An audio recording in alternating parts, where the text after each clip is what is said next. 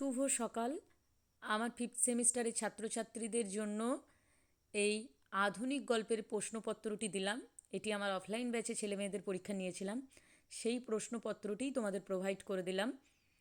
অনেকটা সময় চলে গেল, তাই হালকা করে কিছু উত্তর বলে দিই তোমাদের, মানে খুঁজতে তোমাদের সুবিধা হবে সেই কারণেই। পুঁইমাচা গল্পটি কবে কোন পত্রিকায় প্রকাশিত হয়? প্রথম প্রকাশ হয়েছিল প্রবাসী পত্রিকায় 1931। খেন্তির বিয়ে হয়েছিল কোন মাসে? বৈশাখ মাসে বিয়ে হয়েছিল। বাবাকে খেন্তি বলেছিল আষাঢ় মাসে আনতে যাওয়ার কথা 2 মাস পর, কিন্তু পরের বছর ফাল্গুন মাস চৈত্র মাস পড়তে না পড়তে খেন্তি তখন মারা গিয়েছিল, বছর না ঘুরতে না ঘুরতেই। খেন্তির মৃত্যু ডেটটা কিন্তু কোথাও এক্স্যাক্টলি দেওয়া নেই, শুধু বলা আছে খেন্তির মা আমসত্ত্ব রোদে শুকোতে শুকোতে খেন্তির কথা ভেবে চোখে জল এসেছিল, সেই মাসটা ছিল ফাল্গুন চৈত্র। তাহলে ধরা যায় খেন্তি মারা গিয়েছিল চৈত্র মাস নাগাদ। এবার কে কত টাকার বিনিময়ে জটির শ্রাদ্ধ করান? কালীঘাটের এক পুরোহিত। কত টাকার বিনিময়ে জটির শ্রাদ্ধ করায়? 18 টাকার বিনিময়ে। কোন অঞ্চলের বিষয় অবলম্বনে ফসিল গল্পটি রচনা করেন? সুবোধ ঘোষ অঞ্জনগড় এস্টেটের রাজা, বণিক ও কুর্মী প্রজাদের অর্থনৈতিক পরিস্থিতি অবলম্বনে ফসিল গল্পটি রচনা করেন। পরের প্রশ্ন দেখো, মিস্টার মুখার্জির চারিত্রিক বৈশিষ্ট্যগুলি কী কী? মিস্টার মুখার্জি ছিলেন মানবদরদী, কর্মোদ্যোগী, ন্যায়পরায়ণ, সাহসী, সৃজনশীল। এই বৈশিষ্ট্যগুলো লিখলেই হয়ে যাবে। পরের প্রশ্নটা হলো অতি সুসংবাদ বক্তা কে? বক্তা হলো অঞ্জনগড় স্টেটের মহারাজা।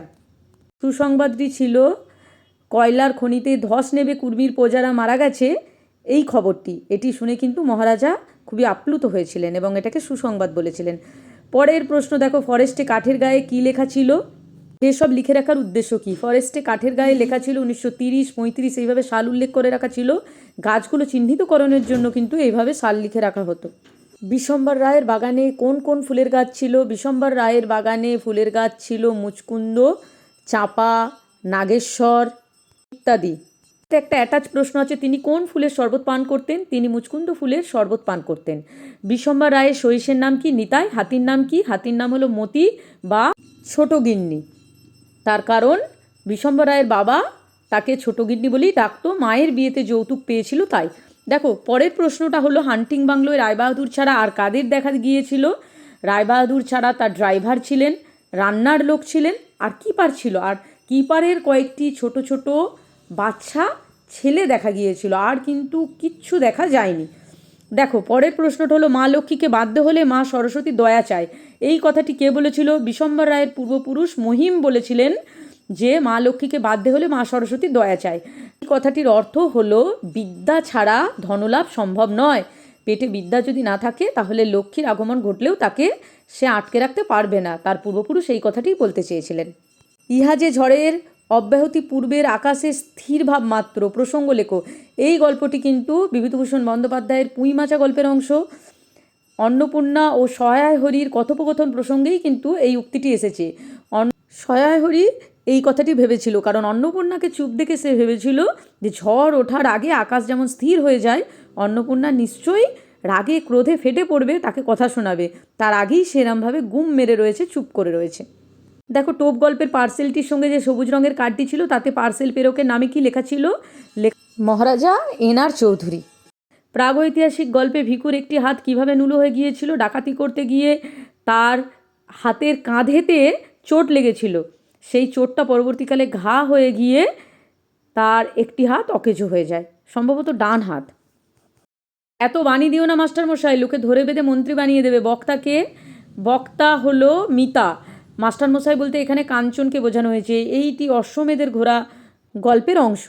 পরের প্রশ্নটা হলো, কী জীবন তাহার ছিল, এখন কি হইয়াছে? কার কথা বলা হয়েছে? প্রাগৈতিহাসিক গল্পে ভিখুর কথা বলা হয়েছে। তার জীবনের কী পরিবর্তন হয়েছিল? তার জীবনটা উদ্দামতায় ভরা ছিল, রঙিন ছিল, কিন্তু ডাকাতি করতে গিয়ে একটি হাত নষ্ট হয়ে যাওয়ায় তার জীবনের আমূল পরিবর্তন হয়ে গেছে। তার জীবন থেকে সমস্ত রূপ রস গন্ধ যেন হারিয়ে গেছে। দেখো বরুণ মামা কোথায় থাকতেন? বরুণ মামা চাটগাঁয় থাকতেন। তিনি কলকাতায় কিসের জন্য এসেছিলেন? মামলা মোকদ্দমার কাজকর্ম দেখাশোনার জন্য এসেছিলেন। বিপদ কেটে যাক, মাকে পুজো দেব। বক্তাকে? বক্তা হলো ভেবেছিলাম গল্পের যে মা চরিত্রটি আছে সেই মায়ের উক্তি। কোন মায়ের কথা? মায়ের কথা বলা হয়েছে, কালীঘাটের মা কালীর কথা বলা হয়েছে। বিপদরা কি? বিপদরা হলো তার বাবার কর্মহীনতা, বাবার কাজ নেই, এই অসময় কেটে গেলে মা কালীকে পুজো দেওয়ার কথা বলা হয়েছে। আমি অনেকগুলো স্কিপ করে গেলাম। এই যে মুর্দা হ্যায় গাড়ি মে মার জায়গা কার সম্পর্কে বলা হয়েছে? জুটি সম্পর্কে বলা হয়েছে। কে বলেছিল? যে গাড়ির ড্রাইভার, তাকে হাসপাতালে নিয়ে যাওয়ার সময় যে গাড়িতে চাপানো হয়েছিল সেই গাড়ির ড্রাইভার বলেছিল যে মুর্দা হ্যায় গাড়ি মে মার জায়গা। তারপর আদাব গল্পে ডাস্টবিনের ভিতর থেকে কে বেরিয়ে এসেছিল? নাওয়ের মাঝি বেরিয়ে এসেছিল। একটু শুনে যাও মণিদা। এখানে মণিদাকে, মণিদা হলো যামিনীর আত্মীয়, তাকে কে ডাকছে? তাকে যামিনী ডেকেছিল। ভেবেছিলাম গল্পে কোন সালের উল্লেখ আছে? ভেবেছিলাম গল্পে সাধারণত 1935 সালের উল্লেখ রয়েছে, এটা একবার তোমরা দেখে নিও। তখন লেখকের বয়স ছিল মাত্র 11 বছর। আমি বোধহয় প্রশ্ন উত্তরগুলো আলোচনা করতে গিয়ে সেকেন্ড পেজে 2 নাম্বার পেজে কিছু প্রশ্ন উত্তর স্কিপ করে চলে এলাম। বাইরে প্রচণ্ড ঘন্টার আওয়াজ হচ্ছে, তাড়াতাড়ি বলতে গিয়ে পাতাটা পাল্টে যাওয়ার জন্য কয়েকটি প্রশ্ন আমি বলতে পারিনি। তোমরা কমেন্ট সেকশানে লিখে দিও, আমি পরে বলে দেবো উত্তরগুলো।